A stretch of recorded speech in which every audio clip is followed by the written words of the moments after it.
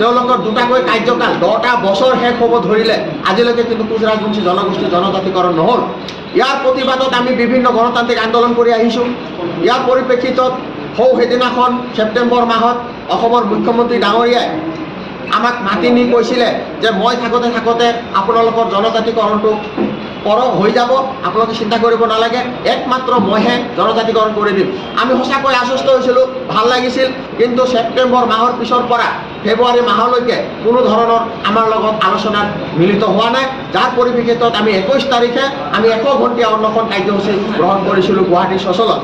আৰু সেই মুহূৰ্তত আমাক 72 ঘণ্টা পাৰ হৈ যোৱাৰ পিছত অসমৰ মাননীয় মুখ্যমন্ত্ৰীয়ে তেওঁৰ প্ৰতিনিধি পঠাইছিলে চন্দ্ৰমোহন পাটোৱাৰী ডাঙৰীয়াক, আৰু চন্দ্ৰমোহন পাটোৱাৰী ডাঙৰীয়াই কৈছিল যে মুখ্যমন্ত্ৰীয়ে আপোনালোকৰ লগত আলোচনা মিলিত হ'ব, গতিকে আপোনালোকে অন্বেষণটো এইখিনিতে সমাপ্ত কৰক।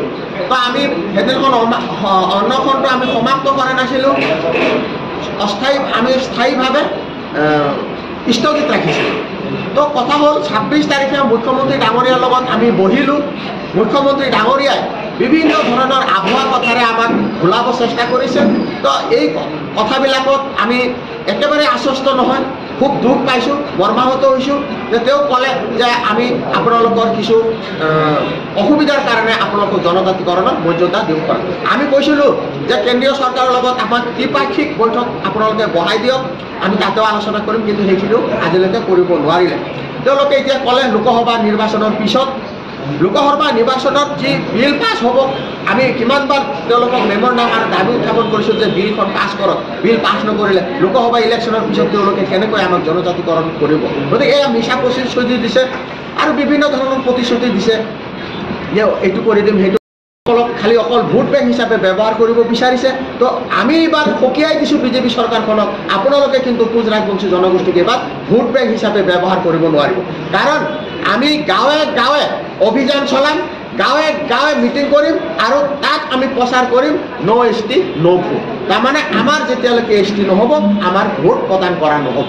তো এই কথাখিনি আমি প্ৰত্যেক অসমৰ ইমূৰৰ পৰা আমাৰ জিলা সমিতি, আঞ্চলিক সমিতি, গাঁও সভা সমিতি সকলোতে আমি প্ৰচাৰ চলাম। আপোনালোকে চাই থাকিব।